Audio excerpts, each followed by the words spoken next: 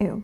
Okay, never mind. Here's the thing, right? If I am looking at the person that is criticizing me, okay, more than half the time, almost like 90% of the time, do I want your lifestyle? A, absolutely not. I don't want your lifestyle. I really like my lifestyle. I like the way I live and I just like everything about me. B, do I want to look like you? No. No. I really like everything about me. I don't want to look like you because you look ugly. Think about it. Think about all the people that have said shit about you. They all look ugly. If you're so much focused on yourself, you barely have any time to look at other people and criticize them for years. What is your ceiling for making money? Okay, if you look at, I can't really quote any like proper research on this or anything like that, but if you ask these people, right, how much money do you think you're gonna make in your life, or how much money do you want to make every year? They're gonna quote some like really small amount. Your ceiling for making money, I think, is directly tied with your self-perception of self, your sense of self, your self-concept. And a lot of the times these people feel so small about how much they can achieve and how highly they think of themselves, in which case your ceiling is going to be so small, and you're just going to be like, your appetite for having a good life is so small. You don't even have the ambition it takes to talk to me. Wow. People with significantly very strong will to do things differently, making money or chasing their passion or whatever, right?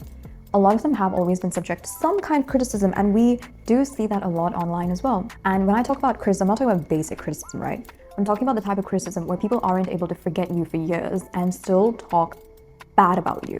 This is a really good sign to tell you that you're doing really great, by the way. If people aren't talking about you, then that means you're irrelevant. But if people are talking about you, it means that you're relevant, even if it isn't in a good way. They're just so, I don't want to use the word insecure, it's like a buzzword, but they just genuinely, I'm not even kidding. I've heard this from so many people that their haters or whoever criticizes them has, when they were like friends or whatever, always spoken about the way they look.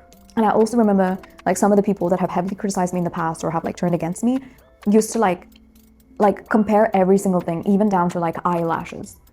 You know what I mean? Like, oh my God, I don't have eyelashes. Why are you wearing falsies? At least you have lashes. These are some of the comments that I've heard a lot.